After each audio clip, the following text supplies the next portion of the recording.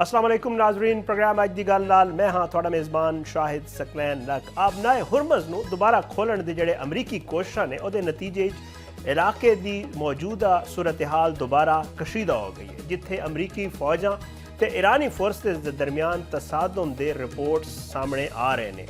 अमरीकी फौज ने दावा किया है कि जिहड़े गुज़श्ता रोज़ यानी पीर वाले दिन 6 ईरानी कश्तियां जिहड़ा है वो जिहड़े तिजारती जहाज़ां नूं निशाना बना रही सन, उन्होंने फायरिंग करके अमरीका कहता है कि असी तबाह कर दिता है, जदों कि ईरान का यह कहना है कि अमरीका ने सिविलियन कश्तियां नूं निशाना बनाया जिथे 5 आम शहरी जिहड़ा है वो मारे गए हैं। ईरानी सरकारी मीडिया ने दावा किया है कि जिहड़ियां कश्तियां अमरीका ने निशाना बनाईयां ने वो फौजी नहीं सन बल्कि सिविलियन कश्तियां सन जिन्हां ते सामान ते मुसाफिर मौजूद सन।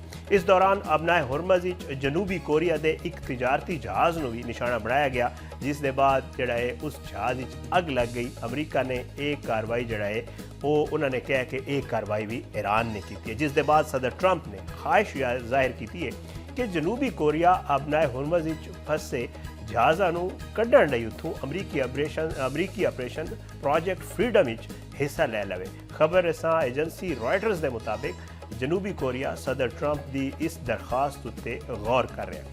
ईरानी फौजी कमांड ने धमकी दी है कि जिहड़ी गैर मुल्की जिहड़ी फौज है वो खास तौर पर जा रहे अमरीकी फौज अबनाए हुरमज़ दाखिल होने की कोशिश करेगी तो फिर उन्होंने असी निशाना बनावांगे। अमरीकी सदर डोनाल्ड ट्रंप का ऐलान करदा प्रोजेक्ट फ्रीडम अबनाए हुरमज़ कई हफ्ते तो फसे सैकड़ा तिजारती जहाज़ां नूं महफूज तौर पर कढ़ण लई जिहड़ा है वो कहा जा रहा है कि शुरू किया जा रहा है। अमरीकी सेंट्रल कमांड के सरबराह एडमिरल ब्रैड कूपर ने सहाफ़ियां नाल गलबात करते हुए कहा कि अमरीकी फौजां ने अबनाए हुरमज़ ईरानी बारूदी सुरंगां तो पाक एक जिहड़ा है वो कामयाब राह खोल दी है, तो इस दौरान 2 अमरीकी परचम बरदार जहाज़ उन्होंने राह तो लंघ चुके हैं। सदर ट्रंप ने सख्त वार्निंग देते हुए कहा कि अगर अमरीकी बहरिया के जहाज़ों को निशाना बनाया गया तो ईरान को जमीन के नक्शे तो असी मिटा देंगे। दूजे पासे ईरान की पार्लीमेंट के स्पीकर मोहम्मद बाकिर कालीबाफ का यह कहना है कि अबनाए हुरमज़ अमरीका तो इस दे इत्तहादियां दी पॉलिसियां की वजह नाल सूरत हाल होर कशीदा हो रही है, तो इलाके एक नवा ताकत का तवाजन बन रहा है। सोशल मीडिया उत्ते जा रहे अपने बयान बाकिर कालीबाफ ने यह इल्ज़ाम लाया कि अमरीका ते इस दे इत्तहादियां ने जंग बंदी की खिलाफ वर्जी करके अबनाए हुरमज़ जहाज़ रानी ते तवानाई की तरसील को खतरे च पा दिता है। उन्होंने मुताबिक ईरान इस सूरत हाल तो पूरी तरह आगाह है तो मौजूदा हालात अमरीका लिए काबिल बर्दाश्त नहीं रहेंगे। उन्होंने मजीद कहा कि अबनाए हुरमज़ एक नवा तवाजुन बन रहा है जिहड़े दे असरात जिहड़े आलमी सतह पर महसूस किए जाएंगे, तो ईरान हुण तक अपनी मुकम्मल हिकमत अमली ते शुरू ही नहीं की। दूजे पासे बरतानवी मैरीटाइम एजेंसी ने अमाराती साहिलों के करीब 2 माल बरदार जहाज़ जिहड़ा है अग लगन की जिहड़ा इतला दी है, जदों कि ओमान एक रिहायशी इमारत भी निशाना बनाने तो 2 गैर मुल्की मजदूर जिहड़ा है उन्होंने हवाले नाल दस्सिया जा रहा है कि वो भी जख्मी हो गए हैं। पाकिस्तान, भारत, कैनेडा, बरतानिया, सऊदी अरब, कुवैत, यूरोपी यूनियन समेत दुनिया भर के दूजे ममालिक ने मुतहदा अरब अमारात उत्ते होने वाले हमलों की शदीद मुजम्मत की है, तो तमाम फरीकैन उत्ते जोर दिता है कि वो जंग बंदी का एहतराम करन ते सफारतकारी के जरिए मसला हल करने की कोशिश की जाए। इस कशीदगी के दौरान मुतहदा अरब अमारात ने ईरान उत्ते जंग बंदी की खिलाफ वर्जी ते मिसाइल हमलों का इल्ज़ाम भी लाया है। मुतहदा अरब अमारात की वजारत दफा के मुताबिक उन्होंने फजाई दफाई निज़ाम ने ईरान वालों मुबैना तौर पर फायर किए गए 15 के करीब मिसाइल ते 4 ड्रोन उन्होंने भी जड़ा फजा च नकारा बनाया। इस दौरान मशरकी खलीज के अमारात फुजेरा जड़ा एक ड्रोन हमले नाल तेल की तनसीब अग लग गई, जिस दे नतीजे 3 भारतीय शहरी जो वो जख्मी होने के भी इतलात ने। ताहम ईरान ने इन्होंने हमलों UAE उत्ते हमले रोकण दियां इन्हां अमरीकी मुहिम जोई का इन्हें जड़ा नतीजा करार दिता कि जो सब कुछ हो रहा है अमरीकी मुहिम जोई की वजह तो है। कतर के नशरियाती इदारे अल जजीरा के मुताबिक ईरानी रियासती मीडिया नाल जुड़े फौजी जराए का कहना है कि ईरान का मुतहदा अमारात उत्ते हमले का कोई मनसूबा नहीं सी, ते ये वाकयात जड़े ने असल अमरीका की जड़ा फौजी मुहिम जी का नतीजा ने। ईरानी हुकाम का मौकफ है कि जदों भी ईरान ने कोई कार्रवाई की है उसकी जिम्मेदारी असी खुल के कबूल की है, पर इस बार ये कुछ नहीं होया। ताहम नीम सरकारी खबर रसा एजेंसी तस्नीम ने रिपोर्ट किया है कि ईरानी फौजी अहदेदार ने वार्निंग दी है कि जे इमारात ने कोई गैर दानिशमंदाना कदम चुकिया तो वो सारे मफादात ईरान का निशाना बना सकते हैं। मुतहदा अरब इमारात जोड़े ने उन्होंने ईरान उत्ते इल्ज़ाम लाया है कि उन्होंने जोड़ा है वो गुज़श्ता रोज़ यानी पीर वाले दिन उन्होंने मुल्क से मिज़ाइल से ड्रोन हमला किया, जिसके नतीजे फुजेरा जोड़ा है रियासत फुजेरा की रियासत एक आय रिफाइनरी में अग लग गई है तो 3 भारतीय शहरी जख्मी होने की जोड़ा है अब इमारात भी कह रहे हैं कि वो हुए ने। मुतहदा अरब इमारात की वजारत दिफा के मुताबिक इन्हों के फजाई दिफाई निज़ाम ने जोड़ा है वो ईरान की तरफों जो बैलिस्टिक मिज़ाइल सन, क्रूज़ मिज़ाइल सन, ड्रोन सन, उन्होंने फजाए च रोक दिता। अमराती वजारत खारजा ने इन्होंने हमलों की सख्त तरीन अल्फाज मजम्मत की, उन्होंने दहशतगर्दाना कार्रवाई करार दिता तो नाल ही वो अपनी खुद मुख्तारी के तहफ़ुज़ लिए जवाब देने का पूरा हक महफूज रखते हैं, ये भी कहा गया उन्होंने तरफ को। ईरानी वज़ीर खारजा अब्बास अरगची ने अपने सोशल मीडिया बयान यह भी कहा है कि अपना हुरमज़ हालिया कशीदगी के वाक़यात ये साबित करते हैं कि किसी भी सियासी बहरान का हल फौजी ताकत नाल मुमकिन नहीं होता। समाजी राबते की वैबसाइट से जारी बयान ईरानी वज़ीर खारजा का यह कहना सी कि मौजूदा सूरत हाल सफारतकारी ही इकल्ला ते वाहिद रास्ता है तो पाकिस्तान दी कोशिशों की वजह तो ईरान ते अमरीका के दरमियान गलबात जड़ा कुछ पेशरफ्त देखने को मिल रही है। उन्होंने पाकिस्तान के किरदार को बहुत ही अहम करार दिता। अब्बास अरागची ने अमरीका को खबरदार करते हुए कहा कि उन्होंने इन्होंने अनासर तो मोहतात रहना चाहिए जो उन्होंने दोबारा वड्डे किसी तनाज़े या दलदल जो है धकेलने की कोशिश कर रहे हैं। उन्होंने बिलवास्ता तौर पर इलाके के दूजे ममालिक का जिक्र करते हुए मुत्तहिदा अरब इमारात को भी मोहतात रहने का मशवरा दिता है। अमरीकी सदर डोनाल्ड ट्रंप ने यह कहा है कि चीन नाल लड़ाई करने की बजाय बेहतर ताल्लुकात रखना ज़्यादा फायदेमंद है। तो उन्होंने पता है कि अमरीका के जो सदर ने चीन का दौरा करने वाले ने और उन्होंने अमरीकी टीवी नाल गलबात करते हुए कहा कि चीन ते अमरीका के दरमियान ताल्लुकात बेहतरी वाले पासे जा रहे हैं तो दो ममालिक के दरमियान मजबूत ताल्लुकात कायम ने। उन्होंने कहना सी कि चीन नाल लड़ाई करने की बजाय बेहतर ताल्लुकात रखने साढ़े वास्ते सूदमंद है। एक सवाल के जवाब में डोनाल्ड ट्रंप ने कहा कि फौजी लिहाज नाल ईरान हुण तकरीबन खत्म हो चुका है, जदों कि चीन, वेनेजुएला ते ईरान की सूरत हाल से असी गहरी नज़र रखी है। अमरीकी सदर डोनाल्ड ट्रंप ने इस महीने जिस तरह मैं तुहानूं दस रहा कि चीन का अहम दौरा करना है, जिथे वो चीनी आम मनसब शी जिनपिंग नाल मुलाकात करेंगे और इस दौरे दोवां ममालिक के दरमियान तिजारत, टैक्नोलॉजी ते ईरान जंग के मुतालिक जो अमूर उत्ते तबादला ख्याल किया जाएगा। दूजे पासे ये भी खबर है कि ईरान के जोड़े वज़ीर खारजा ने अब्बास अरागची वो भी हुण चीन का दौरा कर रहे हैं। खलीजी इलाके कशीदगी अपने अरूज से पहुँच गई है, जिथे हालिया फौजी नकलो हरकत ते सख्त बयानात ने एक दूजे जोड़ा एक वड्डे मुमकिन टकराव के खदशात पैदा कर दिते हैं और अमरीकी मीडिया दी रिपोर्ट्स के मुताबिक मुत्तहदा अरब इमारात के एक आला अहदेदार के मुताबिक अगले जोड़े 24 घंटे ने वो बहुत ही अहम हो सकते हैं, क्योंकि अमरीका या इसराइल वालों ईरान उत्ते किसी भी वक्त जोड़ा हमला मुतवक्के है। मुत्तहदा अरब इमारात के एक अहदेदार ने अमरीकी नशरियाती इदारे CNN को यह दसिया है कि हालिया वाक़ात ने सूरत हाल को एक यह मकाम ते ला खड़ा किया है जिथे हुण एक मरबूत फौजी जवाब से संजीदगी नाल जिहड़ा असीं गौर कर रहे हैं। अमरीकी इंटैलीजेंस ने दावा किया है कि ईरान को एटमी हथियार बनाने लई दरकार वक्त पिछले साल के मुकाबले हुण तक कोई तब्दीली नहीं आई। हालांकि पिछले साल माहिरीन का ख्याल सी कि अमरीका ते इसराइल के हमले ने यह अमल 1 साल पिछे धकेल दिता है। बरतानवी खबर रसा एजेंसी रॉयटर्स के मुताबिक इंटैलीजेंस जराए का कहना है कि तेहरान के एटमी प्रोग्राम बारे ये अंदाजे सदर डोनाल्ड ट्रंप वालों जोड़ा है वो शुरू इची लाए गए सन कि 2 माह की जंग के बावजूद भी जोड़ा है जिथे उन्होंने एटमी प्रोग्राम से उत्थे ही बरकरार है, जदों कि इस जंग का एक वड्डा मकसद ईरान को एटमी बम बनाने तो रोकना सी और मुज़ाकरात यही किया जा रहा है अमरीका की तरफ को। रिपोर्ट दस रही है कि 28 फरवरी तो जारी हालिया अमरीकी ते इसराइली हमले ज़्यादातर ईरान के रवायती फौजी अहदाफ को निशाना बनाया गया। हालांकि इसराइल ने चंद अहम एटमी तनसीबात उत्ते हमले भी किए हैं। रिपोर्ट दस रही है कि माहिरीन का मनना है कि एटमी हथियार बनाने के वक्त कोई तब्दीली नहीं आई तो इस गल का मतलब है कि जो ईरान के एटमी प्रोग्राम कोई वड्डी रुकावट पैदा करनी है तो इसलिए तेहरान को मौजूद इंतहाई अफजूदा यूरेनियम के जखीरे को खत्म करना उत्थों हटाना जरूरी है। ये सारा मामला चल रहा है, लेकिन दूजे पासे सदर ट्रंप के हवाले नाल अमरीका कुछ जड़ा है वो सर्वे भी हो रहे हैं और ज़्यादातर अमरीकियों का ख्याल है कि अमरीकी सदर डोनाल्ड ट्रंप जहनी ते जिस्मानी तौर पर मुअस्सर तरीके नाल बतौर कमांडर इन चीफ खदमात अंजाम देने के काबिल नहीं रहे। अमरीकी अखबार Washington post, TV channel ABC news ते एफसोस पोल जड़ा है 59% अमरीकी ये राय रखते हैं कि सदर ट्रंप की जहनी सलाहियत ਉਹਦੇ ਅਹੁਦੇ ਦੀ ਕਿਆਦਤ ਲਈ ਜ਼ਰੂਰੀ ਮਿਆਰ ਤੇ ਪੂਰੀ ਨਹੀਂ ਉਤਰਦੀ। ਪੋਲ ਦੇ ਮੁਤਾਬਿਕ 55% ਬਾਲਿਗ ਅਮਰੀਕੀ ਕਹਿੰਦੇ ਨੇ ਕਿ ਸਦਰ ਟਰੰਪ ਦੀ ਜਿਸਮਾਨੀ ਸਿਹਤ ਇਹ ਅਹੁਦਾ ਸੰਭਾਲਣ ਲਈ ਮੁਨਾਸਿਬ ਨਹੀਂ।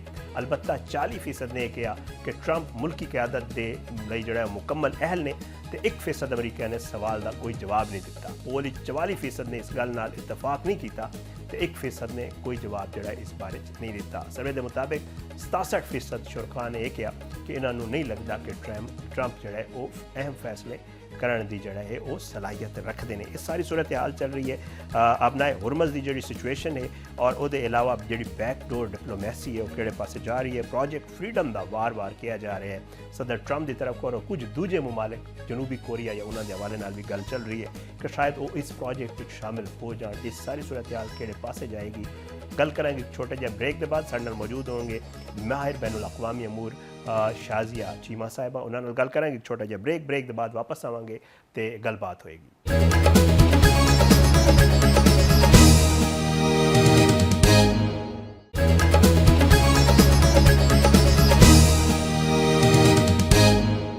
ਵੈਲਕਮ ਬੈਕ ਨਾਜ਼ਰੀਨ, ਪ੍ਰੋਗਰਾਮ ਵਿੱਚ ਇੱਕ ਵਾਰੀ ਫਿਰ ਖੁਸ਼ ਆਮਦੀਦ। ਸਾਡੇ ਨਾਲ ਮੌਜੂਦ ਨੇ ਮਾਹਿਰ ਬੈਨ ਅਲ-ਅक़ਵਾमी ਅਮੂਰ ਜਨਾਬ ਸ਼ਾਜ਼ੀਆ ਡਾਕਟਰ ਸ਼ਾਜ਼ੀਆ ਚੀਮਾ ਸਾਹਿਬਾ। ਬਹੁਤ ਬਹੁਤ ਸ਼ੁਕਰੀਆ ਡਾਕਟਰ ਸਾਹਿਬਾ ਤੁਸੀਂ ਪ੍ਰੋਗਰਾਮ ਵਿੱਚ ਸ਼ਿਰਕਤ ਕੀਤੀ। ਸਭ ਤੋਂ ਪਹਿਲਾਂ ਤਾਂ ਸਵਾਲ ਮੇਰਾ ਸਿੰਪਲ ਜਿਹਾ ਹੀ ਹੈ ਕਿ ਜਿਹੜੀ ਮੌਜੂਦਾ ਸੂਰਤ ਹਾਲ ਹੈ ਕਦੇ ਹਮਲਿਆਂ ਦੀ ਗੱਲ ਕੀਤੀ ਜਾਂਦੀ, ਕਦੇ ਮੁਜ਼ਾਕਰਾਤ, ਬੈਕਡੋਰ ਡਿਪਲੋਮੈਸੀ, ਸਦਰ ਟਰੰਪ ਧਮਕੀਆਂ ਵੀ ਲਾ ਰਹੇ ਨੇ, ਕਹਿ ਰਹੇ ਨੇ ਮੁਜ਼ਾਕਰਾਤ ਵੀ ਹੋ ਰਹੇ ਨੇ। ਇੱਕ ਕਨਫਿਊਜ਼ਨ ਜਿਹੀ ਹੈ, ਸੂਰਤ ਹਾਲ ਸਮਝ ਨਹੀਂ ਲੱਗ ਰਹੀ। ਤੁਹਾਨੂੰ ਕੀ ਨਜ਼ਰ ਆ ਕਿ ਮਾਮਲਾ ਕਿਹੜੇ ਪਾਸੇ ਜਾ ਰਿਹਾ? ਇਹ ਕਨਫਿਊਜ਼ਨ ਹੈ। ਤੁਸੀਂ ਆਪਣੇ ਸਵਾਲ 'ਚ ਹੀ ਕਹਿ ਦਿੱਤਾ ਹੈ ਕਿ ਇਹ ਕਨਫਿਊਜ਼ਨ ਹੈ। ਜਦੋਂ ਚੀਜ਼ਾਂ ਕਨਫਿਊਜ਼ ਹੁੰਦੀਆਂ ਨੇ ਤੇ ਫਿਰ ਉਹਦੇ ਵਿੱਚ ਪ੍ਰੋਬਲਮ ਇਹ ਹੁੰਦਾ ਹੈ ਕਿ ਸਮਝ ਆਉਣ 'ਚ ਪ੍ਰੋਬਲਮ ਹੁੰਦਾ ਹੈ ਤੇ ਨਾਲ ਫਿਰ ਜਿਹੜੇ ਦੋਵੇਂ ਪਾਰਟੀਆਂ ਕਿਸੇ ਕੌਨਫਲਿਕਟ 'ਚ ਹੁੰਦੀਆਂ ਨੇ ਇੱਕ ਦੂਜੇ ਨੂੰ ਰੀਡ ਨਹੀਂ ਕਰ ਪਾਉਂਦੀਆਂ। ਜਦੋਂ ਦੋਵਾਂ ਦੀ ਰੀਡਿੰਗ ਨਹੀਂ ਹੋ ਸਕਦੀ ਤੇ ਫਿਰ ਇੱਕ ਪਾਰਟੀ ਜਿਹੜੀ ਹੈ ਉਹ ਆਪਣੀ ਮਰਜ਼ੀ ਦਾ ਜਿਹੜਾ ਹੈ ਉਹ ਹਕਮਤ ਅਮਲੀ ਬਣਾਉਂਦੀ ਹੈ, ਦੂਸਰੀ ਪਾਰਟੀ ਜਿਹੜੀ ਉਹ ਆਪਣੇ ਮੂੰਹ ਸਿਰ ਹੋ ਜਾਂਦੀ ਹੈ। ਤੇ ਬਹੁਤ ਕੋਸ਼ਿਸ਼ ਕੀਤੀ ਹੈ, ਹਾਲੀ ਵੀ ਕੋਸ਼ਿਸ਼ ਜਿਹੜੇ ਨੇ ਸਾਰੇ ਰੀਜਨ ਦੇ ਪਾਰਟਨਰਸ, ਦੋਸਤ, ਐਲਾਈਜ਼ ਕਰਦੇ ਨੇ ਪਏ ਕਿ ਇਹ ਗੱਲ ਜਿਹੜੀ ਉਹ ਕਿਸੇ ਸਿਰੇ ਲੱਗ ਜਾਏ, ਮਗਰ ਨਜ਼ਰ ਨਹੀਂ ਆਉਂਦਾ। ਤੇ ਮੈਂ ਤੇ ਮੁਸਲਸਲ ਇਹੀ ਕਹਿਨੀ ਆ, ਫਿਰ ਮੈਨੂੰ ਕਹਿੰਦਿਆਂ ਹੁੰਦਾ ਵੀ ਹੈ ਕਿ ਮੈਂ ਨੈਗੇਟਿਵ ਗੱਲ ਕਿਉਂ ਕਰਨੀ ਆ ਕਿ ਈਰਾਨ ਦੇ ਉੱਤੇ ਅਟੈਕ ਬਹਰਾਲ ਅਮਰੀਕਾ ਨੇ ਕਰਨਾ ਹੀ ਕਰਨਾ ਵੇ। ਉਹ ਕੋਸ਼ਿਸ਼ ਥੋੜੀ ਬਹੁਤ ਕਰਦੇ ਨੇ। ਇੱਕ ਦਫਾ ਉਹਨਾਂ ਨੇ ਗਰਾਊਂਡ ਇਨਵੇਜਨ ਦੀ ਕੋਸ਼ਿਸ਼ ਕੀਤੀ ਜਿਹਨੂੰ ਬਾਅਦ ਚ ਆਖਿਆ ਜੀ ਅਸੀਂ ਆਪਣਾ ਬੰਦਾ ਰੈਸਕਿਊ ਕਰਾਉਣ ਗਏ ਸਾਂ, ਹਾਲਾਂਕਿ 5-6 ਜਹਾਜ਼ ਉਹਨਾਂ ਦੇ ਉੱਥੇ ਤਬਾਹ ਹੋ ਗਏ। ਕੁਛ ਮਿਲਟਰੀ ਪਰਸਨਲ ਜਿਹੜੇ ਨੇ ਦੱਸਦੇ ਨਹੀਂ ਕਿ ਉਹ ਕਿੱਥੇ ਨੇ, ਮਿਸਿੰਗ ਨੇ। ਨਾ ਈਰਾਨ ਨੇ ਕੋਈ ਦੱਸਿਆ ਹੈ ਕਿ ਵੀ ਉਹ ਉਹਨਾਂ ਕੋਲ ਕੈਪਚਰ ਨੇ ਜਾਂ ਵਾਪਸ ਅਮਰੀਕੀ ਲੈ ਗਏ ਨੇ, ਉਹ ਡੈਡ ਨੇ। ਤੇ ਉਹ ਇੱਕ ਬੜਾ ਵੱਡਾ ਡਿਜ਼ਾਸਟਰ ਸੀ ਜਿਹਨੂੰ ਵੈਸਟਰਨ ਮੀਡੀਆ ਨੇ ਪੂਰਾ ਕਵਰ ਕੀਤਾ। ਉਹਦੇ ਉੱਤੇ ਬਕਾਇਦਾ ਕਾਰਪੈਟ ਦੇ ਥੱਲੇ ਉਹਨੂੰ ਕੀਤਾ ਕਿ ਜੀ ਸਾਡਾ ਇੱਕ ਬੰਦਾ ਬਸ ਫਸ ਗਿਆ ਸੀ, ਅਸੀਂ ਉਹਨੂੰ ਰੈਸਕਿਊ ਨਹੀਂ ਸਨ, ਉਹ ਪੂਰੀ ਦੀ ਪੂਰੀ ਇੱਕ ਟੀਮ ਸੀ। ਉਹਨਾਂ ਦੀ ਜਿਹੜੀ ਹੁੰਦੀ ਹੈ ਐਮਫੀਬੀਅਨ ਟੀਮ ਹੁੰਦੀ ਹੈ ਜਿਹੜੀ ਨੇਵੀ ਸੀਲਸ ਦੀ, ਉਹਨੇ ਅਟੈਕ ਕੀਤਾ ਸੀ। ਇੱਕ ਦਫਾ ਉਹ ਟਰਾਈ ਕਰਕੇ ਇਹਨਾਂ ਨੇ ਵੇਖ ਲਿਆ। ਫਿਰ ਹੁਣ ਇੱਕ ਦਫਾ ਜਿਹੜਾ ਉਹ ਰਾਤੀ ਦੁਬਾਰਾ ਇਹਨਾਂ ਨੇ ਸਟੇਟ ਆਫ ਹੁਰਮੁਜ਼ ਚ ਆਉਣ ਦੀ ਕੋਸ਼ਿਸ਼ ਕੀਤੀ ਹੈ ਕੱਲ, ਤੇ ਉਹਦਾ ਬਹੁਤ ਸ਼ਦੀਦ ਰਿਟੈਲੀਏਸ਼ਨ ਈਰਾਨ ਨੇ ਕੀਤਾ ਹੈ। ਤੇ ਈਰਾਨ ਇੱਕ ਤਰਫ ਜਿਹੜਾ ਉਹ ਬਿਲਕੁਲ ਹਮਲੇ ਵਾਸਤੇ ਤਿਆਰ ਹੈ, ਦੂਸਰੀ ਤਰਫ ਉਹਨੇ ਆਖਿਆ ਜੀ ਮੇਰੇ ਦਰਵਾਜ਼ੇ ਜਿਹੜੇ ਨੇ ਉਹ ਨਿਗੋਸੀਏਸ਼ਨ ਵਾਸਤੇ ਵੀ ਖੁੱਲੇ ਨੇ। ਅਮਰੀਕਾ 15 ਤਰੀਕ ਨੂੰ ਜਿਹੜਾ ਟਰੰਪ ਦੀ ਮੁਲਾਕਾਤ ਤੇ ਚਾਈਨਾ ਦਾ ਉਹਦਾ ਵਿਜ਼ਿਟ ਹੈ, ਉਹਦੇ ਤੋਂ ਪਹਿਲਾਂ ਕੋਈ ਵਿਕਟਰੀ ਵੀ ਚਾਹੀਦੀ ਹੈ। ਚਾਈਨਾ ਨੇ ਉਸ ਦੌਰਾਨ ਵਿੱਚ ਆਪਣੇ ਮੁਲਕ ਦੇ ਵਿੱਚ ਰੈਟੀਫਿਕੇਸ਼ਨ ਕਰਾ ਦਿੱਤੀ ਹੈ ਕਿ ਜਿਹੜੀਆਂ ਅਮਰੀਕਾ ਦੀਆਂ ਸੈਂਕਸ਼ਨਸ ਹੁੰਦੀਆਂ ਉਹ ਇਲੀਗਲ ਹੁੰਦੀਆਂ, ਤੇ ਲਿਹਾਜ਼ਾ ਅਸੀਂ ਉਹਨਾਂ ਸੈਂਕਸ਼ਨਸ ਨੂੰ ਨਹੀਂ ਮੰਨਦੇ। ਤੇ ਇੱਕ ਐਮਪਾਇਰ ਹੈ, ਬਸ ਆਮ ਸਮਝ ਇਹ ਹੁੰਦੀ ਹੈ ਕਿ ਇੱਕ ਐਮਪਾਇਰ ਹੈ, ਜਾਂਦੀ ਹੈ ਪਈ, ਲੇਕਿਨ ਉਹਨੂੰ ਇਹ ਨਹੀਂ ਸਮਝ ਪਈ ਆਉਂਦੀ ਕਿ ਮੈਂ ਇਸ ਵਕਤ ਇੱਕ ਗ੍ਰੇਸਫੁਲ ਐਗਜ਼ਿਟ ਲੈ ਕੇ ਤੇ ਆਪਣੇ ਆਪ ਨੂੰ ਕੰਸੋਲੀਡੇਟ ਕਰ ਲਵਾਂ, ਬਜਾਏ ਇਹਦੇ ਕਿ ਉਹ ਇੱਕ ਫੇਸ ਕੀਪਿੰਗ ਲੈ ਕੇ ਆਪਣਾ ਵਕਤ ਲਵੇ। ਅਗਰ ਉਹਨੇ ਦੁਬਾਰਾ ਹੀ ਉਹਦੇ ਐਂਬੀਸ਼ਨਸ ਇਹਨੇ ਸਟਰੋਂਗ ਨੇ ਤੇ ਟਾਈਮ ਲੈ ਕੇ ਤਿਆਰੀ ਕਰਕੇ ਆ ਜਾਏ, ਇਹਦੀ ਬਜਾਏ ਉਹ ਮੁਸਲਸਲ ਜਿਹੜੇ ਐਸੇ ਕੰਮ ਪੇ ਕਰਦੇ ਨੇ ਜਿਹੜਾ ਕਿ ਉਹਨਾਂ ਦੀ ਕ੍ਰੈਡੀਬਿਲਿਟੀ ਨੂੰ ਵੀ ਮਸ਼ਕੂਕ ਪੇ ਕਰਦੇ ਨੇ। ਦੁਨੀਆ ਦੇ ਸਾਹਮਣੇ ਉਹਨਾਂ ਨੂੰ ਤਮਾਸ਼ਾ ਬਣਾ ਦਿੱਤਾ ਹੈ। ਉਹਨਾਂ ਦਾ ਇੱਕ ਬੰਦਾ ਜਿਹੜਾ ਹੈ ਉਹ ਕੋਈ ਇੱਕ ਬਿਆਨ ਦਿੰਦਾ ਹੈ, ਦੂਸਰਾ ਕੋਈ ਹੋਰ ਬਿਆਨ ਦਿੰਦਾ ਹੈ। ਸਟੇਟ ਆਫ ਹੁਰਮੁਜ਼ ਕਹਿੰਦੇ ਨੇ ਜੀ, ਸਕਾਟ ਬੈਸੈਂਟ ਕਹਿ ਰਹੇ ਨੇ ਜੀ ਉੱਥੇ ਹੈ ਹੀ ਸਾਰੀ ਸਾਡੇ ਕੰਟਰੋਲ 'ਚ, ਔਰ ਅਗਰ ਤੁਹਾਡੇ ਕੰਟਰੋਲ 'ਚ ਤੇ ਫਿਰ ਤੁਸੀਂ ਉੱਥੇ ਬਲੌਕੇਡ ਕਿਉਂ ਲਾਈ ਹੈ? ਬਲੌਕੇਡ ਜਿਹੜਾ ਉਹ ਕੰਪਲੀਟ ਕੋਈ ਨਹੀਂ, ਉਹਦੇ ਵਿੱਚੋਂ ਵੈਸਲਸ ਜਿਹੜੇ ਨੇ ਆਰਾਮ ਨਾਲ ਸੀਪ ਆਊਟ ਪੇ ਕਰਦੇ ਨੇ ਕਿਉਂਕਿ ਉਹ ਇੰਨਾ ਹੋਲਿਸਟਿਕ ਹੈ ਹੀ ਨਹੀਂ, ਇੰਨਾ ਇਹਨਾਂ ਕੋਲ ਸਮਾਨ ਹੀ ਨਹੀਂ।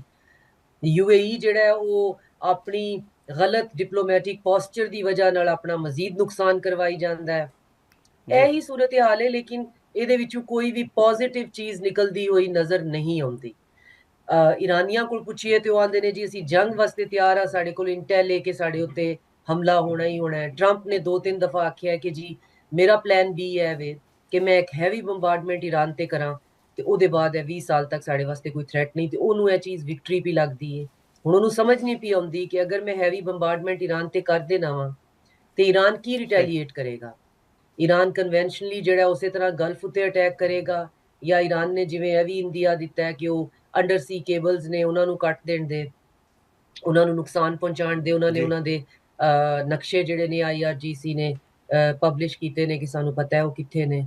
ਤੇ ਪੂਰੀ ਦੁਨੀਆ ਦਾ ਬੈਂਕਿੰਗ ਤੋਂ ਲੈ ਕੇ ਟ੍ਰੈਫਿਕ ਸਿਗਨਲ ਤੋਂ ਟਰਾਂਸਪੋਰਟ 에ਅਰਲਾਈਨਸ ਹਰ ਚੀਜ਼ ਜਿਹੜੀ ਹੈ ਉਹ ਇੱਕ ਦਫਾ ਫਿਰ ਪਹਿਲਾਂ ਪੈਟਰੋਲ ਦੀਆਂ ਕੀਮਤਾਂ ਜ਼ਿਆਦਾ ਨੇ, ਹੁਣ ਫਿਰ ਪੂਰੀ ਦਾ ਪੂਰਾ ਤੁਸੀਂ ਅੰਦਾਜ਼ਾ ਕਰੋ ਕਿ ਅਗਰ ਇੰਟਰਨੈਟ ਦਾ ਜਿਹੜੀ ਕਨੈਕਸ਼ਨ ਹੈ ਉਹ ਅਗਰ ਜਾਂਦਾ ਤੇ ਸਾਡੀ ਜ਼ਿੰਦਗੀ ਤੇ ਬਿਲਕੁਲ ਖਤਮ ਹੋ ਜਾਏਗੀ ਨਾ। ਸਾਡੀਆਂ ਜਿਹੜੀਆਂ ਬੈਂਕ ਐਪਸ ਤੋਂ ਲੈ ਕੇ ਜਿਹੜੀ ਟਿਕਟ ਖਰੀਦਣੇ ਤੱਕ ਦਾ ਪ੍ਰੋਸੈਸ ਹੈ ਬੜਾ ਮਾਮੂਲੀ ਜਿਹਾ, ਅਸੀਂ ਉਹਦੇ ਤੋਂ ਅੱਗੇ ਨਹੀਂ ਜਾਂਦੇ।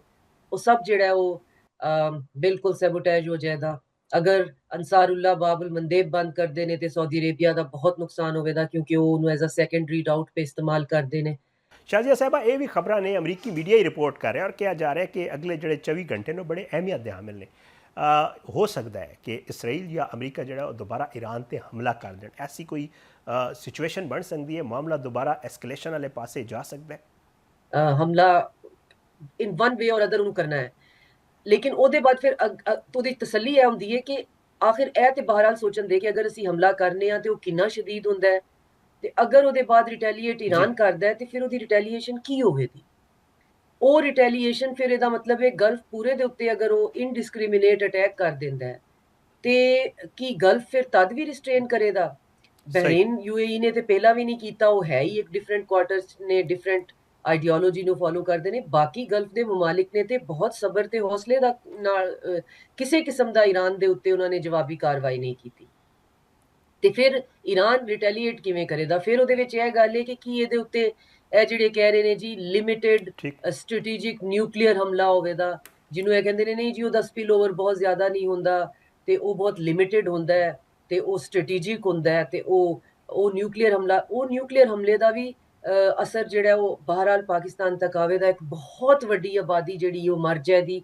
ਲੇਕਿਨ ਠੀਕ ਹੈ, ਈਰਾਨ ਇੱਕ ਬਹੁਤ ਵੱਡਾ ਉਹਦਾ ਜੋਗਰਾਫੀਆ ਵੇ ਤੇ ਕਾਫੀ ਜ਼ਿਆਦਾ ਬਚ ਵੀ ਜਾਏਗਾ, ਲੇਕਿਨ ਇਹਦੇ ਬਾਵਜੂਦ ਕੀਆ ਅਮਰੀਕਾ ਆਪਣੀ ਆਖਰੀ ਲੈਗ ਉੱਤੇ, ਆਪਣੀ ਲੈਗਸੀ ਦੇ ਆਖਰੀ ਲੈਗ ਤੇ ਇੰਨਾ ਵੱਡਾ ਸਟੈਪ ਲੈ ਲੇਗਾ ਤੇ ਮਾਈਨਸ ਜਾਂ ਸ਼ਾਰਟ ਨਿਊਕਲੀਅਰ ਅਟੈਕ ਕੋਈ ਹੋਰ ਤਰੀਕਾ ਐਸਾ ਨਹੀਂ ਕਿ ਈਰਾਨ ਨੂੰ ਇੰਨਾ ਨੁਕਸਾਨ ਪਹੁੰਚਾ ਦੇਣ ਕਿ ਈਰਾਨ ਦੀ ਕਮਰ ਟੁੱਟ ਜਾਏ। ਉਹਦੇ ਵਾਸਤੇ ਈਰਾਨ ਉਸੇ ਤਰ੍ਹਾਂ ਮੌਜੂਦ ਰਹੇਗਾ। ਉਹਦੀ ਜਿਹੜੀ ਪੋਲੀਟੀਕਲ ਤੇ ਜਿਹੜੀ ਉਹਨਾਂ ਦੀ ਰਿਲੀਜੀਅਸ ਰਿਜੀਮ ਹੈ ਉਹ ਵੀ ਇੰਟੈਕਟ ਰਵੇਦੀ ਤੇ ਉਹਨਾਂ ਦੇ ਅੰਡਰਗਰਾਉਂਡ ਇੰਨੇ ਜ਼ਿਆਦਾ ਮਿਜ਼ਾਈਲ ਸਿਟੀਜ਼ ਨੇ ਜਿਨ੍ਹਾਂ ਕੋਲ ਮਿਜ਼ਾਈਲ ਇੰਨੇ ਜ਼ਿਆਦਾ ਨੇ, ਉਹ ਕਹਿੰਦੇ ਨੇ ਸਾਡੇ ਮੁੱਕ ਹੀ ਨਹੀਂ ਸਕਦੇ, ਸਾਡੇ ਕੋਲ ਡਰੋਨਸ ਤੇ ਮਿਜ਼ਾਈਲ ਇੰਨੇ ਜ਼ਿਆਦਾ ਨੇ, ਅਸੀਂ 40 ਸਾਲ ਤੋਂ ਤਿਆਰੀ ਕਰਨੇ ਆ ਪਏ। ਫਿਰ ਉਹ ਮਿਜ਼ਾਈਲ ਜਿਹੜੇ ਨੇ ਦਾ ਮਤਲਬ ਹੈ ਇਸਰਾਈਲ ਤੇ ਫਿਰ ਸਫਾਈ ਹਸਤੀ ਤੋਂ ਮਿਟ ਹੀ ਜਾਏਗਾ। ਤੇ ਸਭ ਤੋਂ ਜ਼ਿਆਦਾ ਪਾਕਿਸਤਾਨੀ ਹੋਣ ਦੀ ਵਜ੍ਹਾ ਤੋਂ ਖਦਸ਼ਾ ਹੈ ਕਿ ਫਿਰ ਗਲਫ ਨੂੰ ਅੱਗੇ ਤੇ ਅਸੀਂ ਤਸੱਲੀ ਦੇ ਲਿੱਤੀ ਕਿ ਗੱਲ ਨਾ ਵਧਾਓ, ਲੇਕਿਨ ਅਗਰ ਗੱਲ ਇਸ ਹੱਦ ਤੱਕ ਵੱਧਦੀ ਹੈ ਤੇ ਫਿਰ ਗਲਫ ਨੂੰ ਵੀ ਸੰਭਾਲਣਾ ਮੁਸ਼ਕਿਲ ਹੋ ਜਾਏਗਾ। ਕਿ ਈਰਾਨ ਇੰਨਾ ਕੇਅਰਲੈਸ ਹੋ ਜਾਏਗਾ ਆਪਣੀ ਬਦਲੇ ਦੇ ਵਿੱਚ ਕਿ ਗਲਫ ਉੱਤੇ ਇੰਨਾ ਹੀ ਅਟੈਕ ਕਰ ਦੇਗਾ। ਫਿਰ ਈਰਾਨ ਨੇ ਤੇ ਆਖਿਆ ਕਿ ਮੈਂ ਜਵਾਬੀ ਤੌਰ ਤੇ ਕੁਝ ਐਸਾ ਕਰਾਂਦਾ ਜਿਹਦੇ ਨਾਲ ਅਮਰੀਕਾ 'ਚ ਕੁਝ ਲੋਕਾਂ ਨੂੰ ਹਾਰਟ ਅਟੈਕ ਹੋ ਜਾਣਗੇ। ਤੇ ਮੇਰਾ ਖਿਆਲ ਹੈ ਫਿਰ ਉਹ ਅੰਡਰ ਸੀ ਕੇਬਲਸ ਹੀ ਨੇ ਜਿਹੜੀਆਂ ਵੇਖਣ 'ਚ ਸੁਣਨ 'ਚ ਲੱਗਦਾ ਹੈ ਕਿ ਤਾਰਾਂ ਨੇ, ਕੀ ਵੀ ਨੁਕਸਾਨ ਹੋਵੇਗਾ, ਅਸੀਂ ਕਿੰਨਾ ਕੁ ਵੀ ਮੋਬਾਈਲ ਚਲਾ ਲੈਂਦੇ ਹਾਂ, ਲੇਕਿਨ ਜਦੋਂ ਅਸੀਂ ਥੋੜਾ ਜਿਹਾ ਬਹਿ ਕੇ ਗੌਰ ਕਰੀਏ ਤੇ ਉਹ ਮੋਬਾਈਲ ਤੋਂ ਬਹੁਤ ਅੱਗੇ ਤੱਕ ਦੀਆਂ ਚੀਜ਼ਾਂ ਨੇ। ਜਦੋਂ ਹਰ ਚੀਜ਼ ਰੁਕ ਜਾਂਦੀ ਹੈ, ਹਰ ਚੀਜ਼, ਹਰ ਕਮਿਊਨੀਕੇਸ਼ਨ ਤੁਹਾਡੀ ਰੁਕ ਜਾਏਗੀ, ਫਿਰ ਇਹ ਵੀ ਨਹੀਂ ਕਿ ਇੱਕ ਹਫ਼ਤੇ ਵਾਸਤੇ 10 ਦਿਨ ਵਾਸਤੇ ਤੁਹਾਨੂੰ ਪੀਰੀਅਡ ਦਾ ਅੰਦਾਜ਼ਾ ਵੀ ਨਹੀਂ ਕਿ ਕਿੰਨੀ ਦੇਰ ਤੱਕ ਰੁਕੀ ਰਹੇਗੀ। ਤੇ ਫਿਰ ਉਹਦੇ ਨਾਲ ਆਮ ਜ਼ਿੰਦਗੀ ਬਹੁਤ ਮੁਤਾਸਿਰ ਹੋਵੇਗੀ। ਟ੍ਰਾਂਜੈਕਸ਼ਨਸ ਰੁਕ ਜਾਣਦੀਆਂ, ਮਨੀ ਟ੍ਰਾਂਸਫਰ ਰੁਕ ਜਾਏਗਾ, ਜਿਹੜਾ ਕੰਪਿਊਟਰ ਬਿਜ਼ਨਸ ਰੁਕ ਜਾਣਦੇ, 에ਅਰਲਾਈਨਸ ਰੁਕ ਜਾਣਦੀਆਂ, ਜਿਹੜੀ ਰੇਲਵੇ ਦਾ ਸਾਰਾ ਸਿਸਟਮ ਰੁਕ ਜਾਏਗਾ, ਪੋਰਟਸ ਰੁਕ ਜਾਣਦੀਆਂ, ਹਸਪੀਟਲ ਦੇ ਵਿੱਚ ਜਿਹੜਾ ਸਾਰਾ ਇੰਟਰਨੈਟ ਇਸਤੇਮਾਲ ਹੁੰਦਾ ਹੈ, ਸਾਰਾ ਰਿਕਾਰਡ ਜਿਹੜਾ ਹੈ ਐਨਸਥੀਸੀਆ ਦੀਆਂ ਮਸ਼ੀਨਾਂ ਤੋਂ ਲੈ ਕੇ ਆਪਰੇਸ਼ਨ ਹਰ ਚੀਜ਼ ਦੇ ਵਿੱਚ ਜਿਹੜਾ ਉਹ ਇੰਟਰਨੈਟ ਜਿਹੜਾ ਉਹ ਇਸਤੇਮਾਲ ਹੋ ਰਿਹਾ ਹੁੰਦਾ ਹੈ, ਕਿਸੇ ਨਾ ਕਿਸੇ ਸੌਫਟਵੇਅਰ ਵਾਸਤੇ, ਕਿਸੇ ਨਾ ਕਿਸੇ ਗੈਜਟ ਵਾਸਤੇ। ਤੇ ਇਹਨੂੰ ਅਗਰ ਇਹ ਤੇ ਵੇ 4-5 ਚੀਜ਼ਾਂ ਜਿਹੜੀਆਂ ਗਿਣਵਾ ਦਿੱਤੀਆਂ ਨੇ, ਅਗਰ ਇਹਨਾਂ ਦੀ ਲਿਸਟ ਬਣਾਈ ਜਾਏ ਤੇ ਪੂਰਾ ਪ੍ਰੋਗਰਾਮ ਹੀ ਇਹਦੇ ਚ ਨਿਕਲ ਜਾਏਗਾ। ਤੇ ਜਿਹੜਾ ਤੁਹਾਡਾ ਸਵਾਲ ਸੀ ਕਿ ਅਗਰ ਹਮਲਾ ਕਰਦਾ ਹੈ ਤੇ ਲੱਗਦਾ ਹੈ ਕਿ ਹਮਲਾ ਕਰੇਗਾ ਅਮਰੀਕਾ, ਮਸਲਾ ਇਹ ਨਹੀਂ ਕਿ ਹਮਲਾ ਕਰੇਗਾ, ਹਮਲਾ ਕੀ ਕਰੇਗਾ ਤੇ ਈਰਾਨ ਉਹਦਾ ਕੀ ਜਵਾਬ ਦੇਗਾ। ਅਸੀਂ ਹੁਣ ਇਸ ਗੱਲ ਦੇ ਉੱਤੇ ਜਿਹੜੇ ਆ ਨਾ ਸੋਚ ਕੇ ਬੈਠੇ ਆ ਕਿ ਈਰਾਨ ਨੂੰ ਅਗਰ ਆਖੀਏ ਕਿ ਤੁਸੀਂ ਨੈਗੋਸੀਏਸ਼ਨ ਕਰੋ, ਤੇ ਉਹਨਾਂ ਨੇ ਪਾਕਿਸਤਾਨ ਨੂੰ 3 ਸਟੇਜ ਨੈਗੋਸੀਏਸ਼ਨ ਪਲਾਨ ਜਿਹੜਾ ਆਲਰੇਡੀ ਦੇ ਦਿੱਤਾ ਹੈ। ਉਹਨਾਂ ਨੇ ਆਖਿਆ ਜੀ ਇਹ ਸਾਡਾ ਪਲਾਨ ਹੈ, ਅਮਰੀਕਾ ਨੂੰ ਪਹੁੰਚਾ ਦੇਵੋ, ਇਹਦੇ 14 ਪੁਆਇੰਟਸ ਨੇ, ਲੇਕਿਨ ਇਹ ਸਾਰਾ ਕੁਝ ਮਰਹਲਾਵਾਰ ਹੋਵੇਗਾ।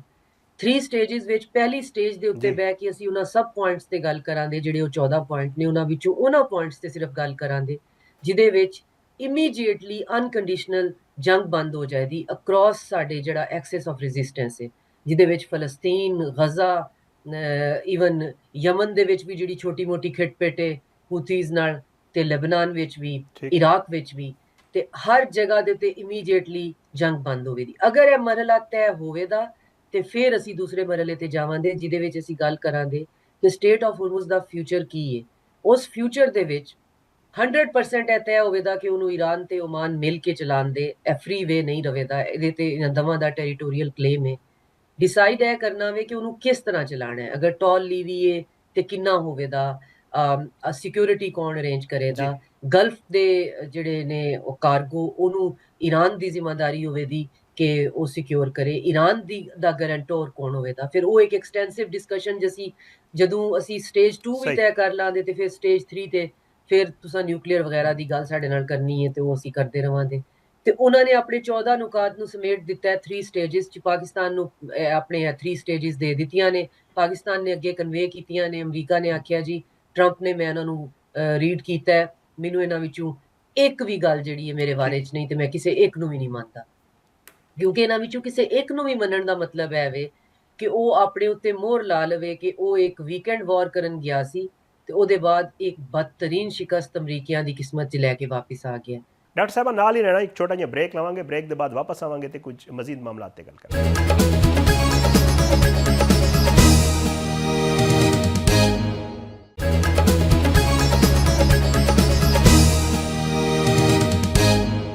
ਵੈਲਕਮ ਬੈਕ ਨਾਜ਼ਰੀਨ, ਸਾਡੇ ਨਾਲ ਮੌਜੂਦ ਨੇ ਡਾਕਟਰ ਸ਼ਾਜ਼ੀਆ ਚੀਮਾ ਸਾਹਿਬਾ। ਡਾਕਟਰ ਸਾਹਿਬਾ, ਪ੍ਰੋਜੈਕਟ ਫਰੀडम ਟਰੰਪ ਕੱਲ੍ਹ ਤੋਂ ਕਹਿ ਰਹੇ ਨੇ ਕਿ ਜੀ ਅਸੀਂ ਜਿਹੜੇ ਜਹਾਜ਼ ਨੇ ਆਪਣਾ ਹੋਰਮਜ਼ ਵਿੱਚ ਫਸੇ ਹੋਏ ਉਹਨਾਂ ਨੂੰ ਬਾਹਰ ਕੱਢਾਂਗੇ, ਸਾਡੀ ਨੇਵੀ ਵੀ ਉੱਥੇ ਹੈਲਪ ਕਰੇਗੀ, ਕੁਝ ਦੂਜੇ ਮਮਾਲਿਕ ਨੂੰ ਆਫਰਾਂ ਹੀ ਕਰਵਾ ਰਹੇ ਨੇ ਕਿ ਤੁਸੀਂ ਵੀ ਆ ਰਹੋ।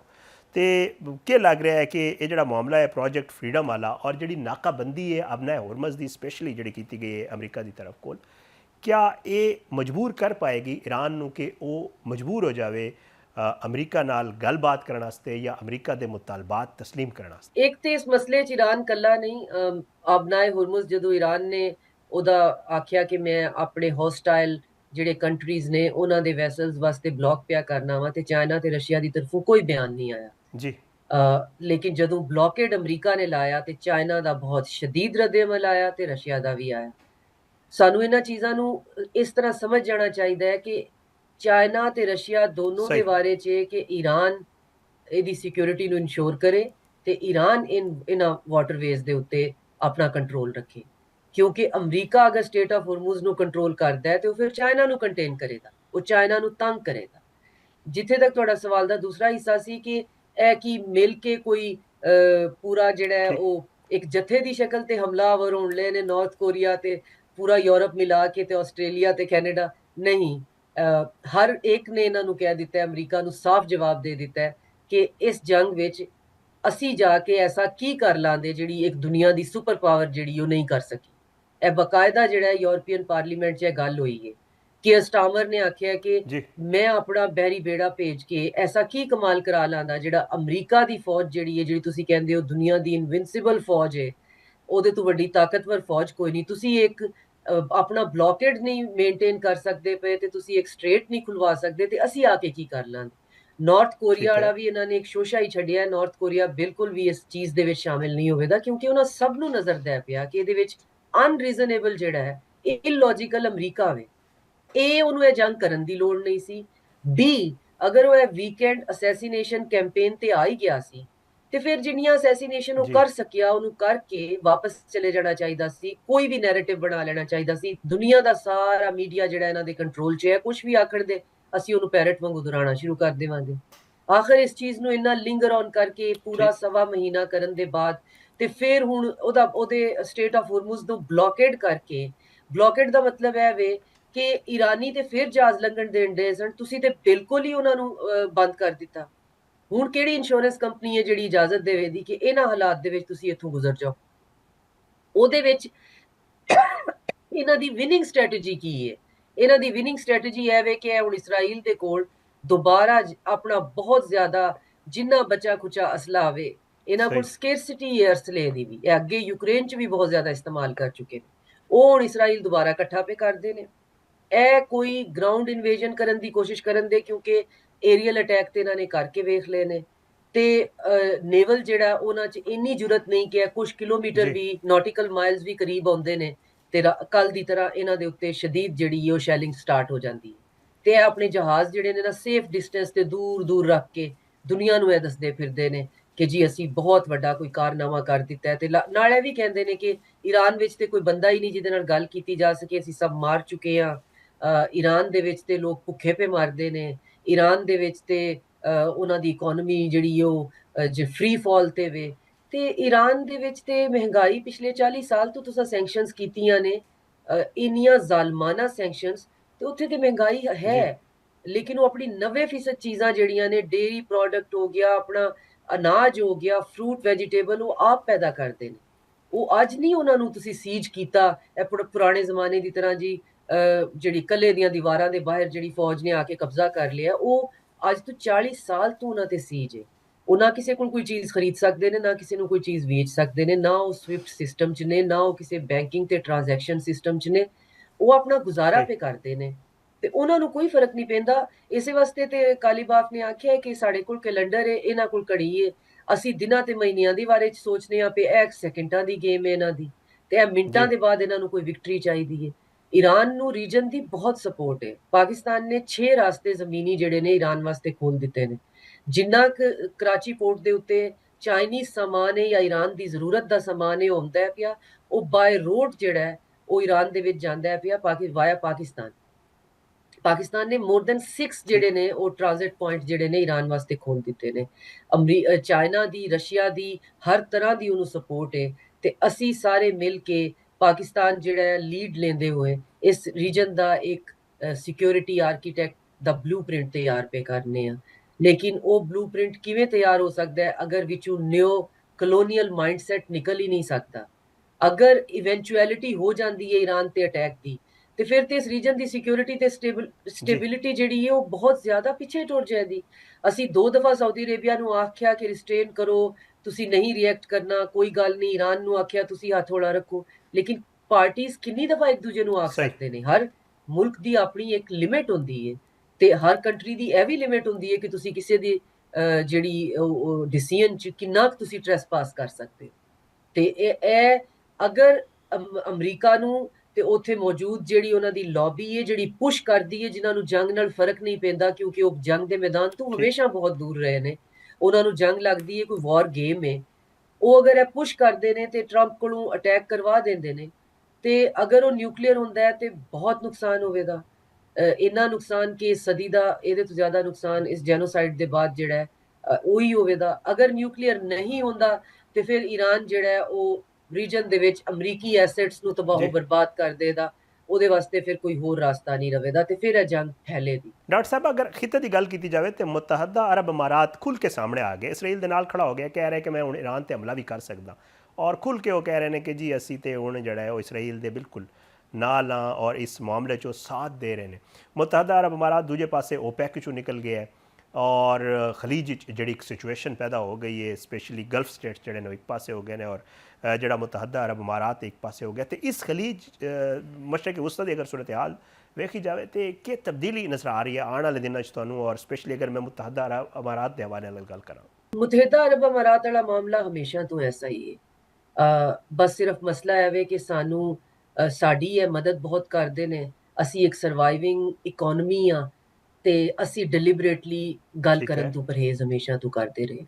ਲੇਕਿਨ ਜਿਸ ਦਿਨ ਮੈਨੂੰ ਮੈਂ ਇਹ ਡਾਟ ਕਨੈਕਟ ਕਰ ਲਏ ਸਨ ਕਿ ਇਹਦਾ ਗਜ਼ਾ ਦੇ ਜੈਨੋਸਾਈਡ 'ਚ ਕਿੰਨਾ ਡਾਇਰੈਕਟ ਲਿੰਕ ਹੈ, ਮੈਂ ਆਪਣੇ ਉਤੋਂ ਸੈਲਫ ਸੈਂਸਰਸ਼ਿਪ ਦਾ ਬਾੜ ਹਟਾ ਦਿੱਤਾ ਸੀ। ਮੈਂ ਕਿਹਾ ਹੁਣ ਅਗਰ ਮੈਂ ਚੁੱਪ ਰਹਿਣੀ ਆ, ਉਹਦੀ ਮੈਨੂੰ ਨਹੀਂ ਪਤਾ ਉਹਦੀ ਕਾਸਟ ਕੀ ਹੈ, ਕਿਉਂਕਿ ਇਹ ਜਿਹੜੇ ਸਟੇਟਸ ਨੇ ਇਹਨਾਂ ਦੀ ਪਾਕਿਸਤਾਨ ਦੇ ਵਿੱਚ ਵੀ ਬਹੁਤ ਜ਼ਿਆਦਾ ਇੰਗਰਸ ਹੈ। ਤੁਸੀਂ ਅੰਦਾਜ਼ਾ ਨਹੀਂ ਕਰ ਸਕਦੇ ਕਿ ਇਹਨਾਂ ਦੀ ਕਿੰਨੀ ਡੀਪ ਪੈਨੀਟ੍ਰੇਸ਼ਨ ਹੈ, ਤੁਹਾਨੂੰ ਨੌਕਰੀਆਂ ਤੋਂ ਨਿਕਲਵਾ ਸਕਦੇ ਨੇ, ਇਵਨ ਬਹੁਤ ਐਕਸਟ੍ਰੀਮ ਤੱਕ ਜਾ ਸਕਦੇ ਨੇ। ਇਹਨਾਂ ਨੂੰ ਤਨਕੀਦ ਪਸੰਦ ਵੀ ਨਹੀਂ, ਲੇਕਿਨ ਇੱਕ ਜੈਨੋਸਾਈਡ ਵੇਖਣ ਦੇ ਬਾਅਦ ਵੀ ਅਗਰ ਤੁਸੀਂ ਸਮਝੌਤਾ ਕਰੋਗੇ ਤੇ ਫਿਰ ਕੀ ਕਰੋਗੇ? ਤੁਹਾਡਾ ਸਵਾਲ ਹੈ ਸੀ ਕਿ ਇਹਨੂੰ ਕੀ ਹੈ, ਇਹ ਹਮੇਸ਼ਾ ਤੋਂ ਹੀ ਹੈ ਨੇ। ਇਹਨਾਂ ਨੇ ਰੇਤ ਦੇ ਉੱਤੇ ਜਿਹੜੇ ਮਹਿਲ ਬਣਾਏ ਸਨ, ਉਹਦੀ ਫਾਊਂਡੇਸ਼ਨ ਐਸੀ ਕਿ ਠੀਕ ਹੈ ਸਾਡੇ ਕੋਲ ਤੇਲ ਦੇ ਖੂਹ ਤੇ ਹੈ ਨੇ, ਨਾਲ ਅਸੀਂ ਜਿਹੜੀ ਇੱਥੇ ਮਨੀ ਲਾਂਡਰਿੰਗ ਕਰਨੀ ਹੈ, ਦੁਨੀਆ ਜਹਾਨ ਦੀ ਪ੍ਰੋਸਟੀਟਿਊਸ਼ਨਿੰਗ ਇੱਥੇ ਕਰਨੀ ਹੈ। ਦੁਨੀਆ ਦਾ ਕੋਈ ਕਾਲਾ ਧੰਦਾ ਐਸਾ ਨਹੀਂ, ਕੋਈ ਬਦ ਅਮਲ ਐਸਾ ਨਹੀਂ ਜਿੱਥੇ ਜੋ ਅਸੀਂ ਇੱਥੇ ਕਰਨ ਦੀ ਇਜਾਜ਼ਤ ਤੋਂ ਕਿਸੇ ਨੂੰ ਮਨਾ ਕਰਨਾ ਵੇ। ਜਿਹੜਾ ਕੋਈ ਮੁਜਰਮ ਹੈ, ਜਿਹੜਾ ਕੋਈ ਫਿਊਜੀਟਿਵ ਹੈ, ਰੁਪਈਏ ਹੈ ਨੇ ਤੇ ਆ ਜਾਓ। ਤੇ ਇਹ ਕੋਈ ਗੱਲ ਸਾਡੇ ਤੇ ਰੈਵੋਲੂਸ਼ਨ ਨਹੀਂ, ਸਾਨੂੰ ਪਤਾ ਹੈ ਕਿ ਇਹ ਕੀ ਹੈ। ਹੁਣ ਗੱਲ ਐਵੇਂ ਕਿ UAE ਜਿਹੜਾ ਹੈ ਇਹਨੇ ਆਪਣੇ ਆਪ ਨੂੰ ਇਸ ਚੀਜ਼ ਦਾ ਇੱਕ ਹੱਬ ਬਣਾ ਲਿਆ। ਸਾਊਦੀ ਅਰੇਬੀਆ ਇੱਕ ਡਿਫਰੈਂਟ ਮਾਡਲ ਲੈ ਕੇ ਆਇਆ, ਜਿਹੜਾ ਇੱਕ ਐਥੀਕਲ ਮਾਡਲ ਸੀ।